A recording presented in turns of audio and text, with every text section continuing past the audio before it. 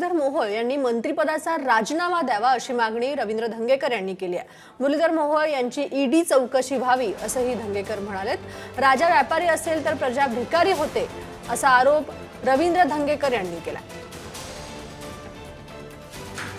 मुरलीधर मोहोळ यांनी जैन समाजाच्या ज्या जागेबद्दल वाद सुरू आहेत त्याचे सगळे आरोप फेटाळलेत। मात्र आता आपल्यासोबत रवींद्र धंगेकर आहेत।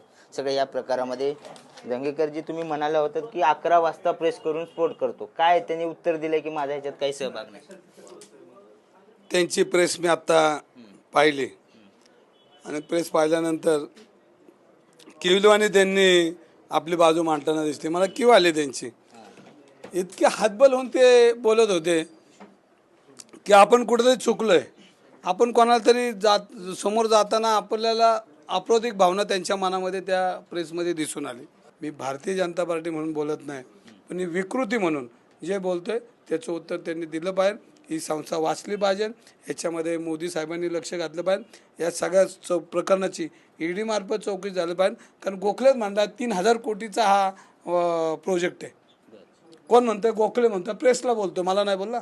प्रेसची बी बातमी तुमच्याकडे असेल किंवा बघा की 2700 का 3000 कोटीचा हा सगळा प्रस्ताव आहे आणि या प्रस्तावाला मी आता अप्रूव्ह करतो 7 कोटीपेक्षा सगळं म्हणजे 3000 कोटी 2-3 कोटी ही ईडीकडेच गेलं पाहिजे प्रकरण।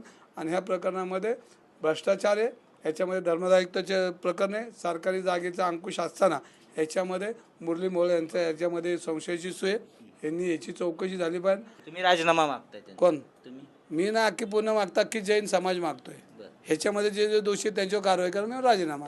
चौकशी ईडी मार्फत व्हावी आणि राजीनामा द्यावा अशी मागणी केली आहे। त्याचबरोबर समीर पाटलाला सुद्धा आम्ही न्यायालयीन उत्तर देणार असल्याची प्रतिक्रिया रवींद्र धंगेकर यांनी दिली। बालाजी पोद्दार, पुढारी न्यूज, पुणे।